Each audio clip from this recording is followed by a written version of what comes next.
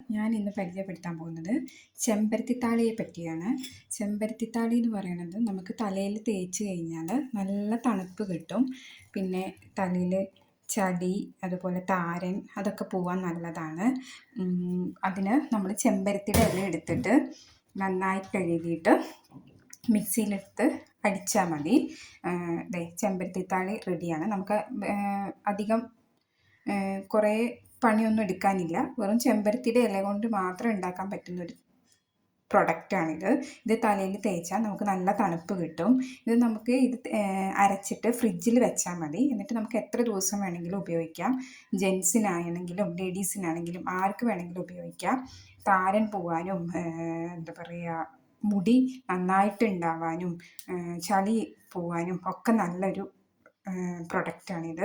അപ്പോൾ എല്ലാവരും ഒന്ന് പരീക്ഷിച്ച് നോക്കണം. ചെമ്പരത്തിത്താളി, എല്ലാവരുടെ വീട്ടിലും ചെമ്പരത്തി ഇല്ലാത്ത സ്ഥലം ഉണ്ടാവില്ല. എല്ലാവരും ചെമ്പരത്തിയുടെ ഇല പൊട്ടിച്ച് ഇങ്ങനെ ഒന്ന് ഉണ്ടാക്കി നോക്കണം. ഓക്കെ, അടുത്ത വീഡിയോ ആയിട്ട് അടുത്ത ദിവസം കാണാം. വീഡിയോ ഇഷ്ടമാവുന്നുണ്ടെങ്കിൽ ലൈക്ക്, ഷെയർ, കമൻ്റൊക്കെ ചെയ്യണം. ഓക്കെ, ചെമ്പരത്തിത്താളി എല്ലാവരും ഉണ്ടാക്കി നോക്കണേ. എന്നിട്ട് തലയിൽ പുരട്ടി നോക്കണേ. മുടി നന്നായിട്ടുണ്ടാവും.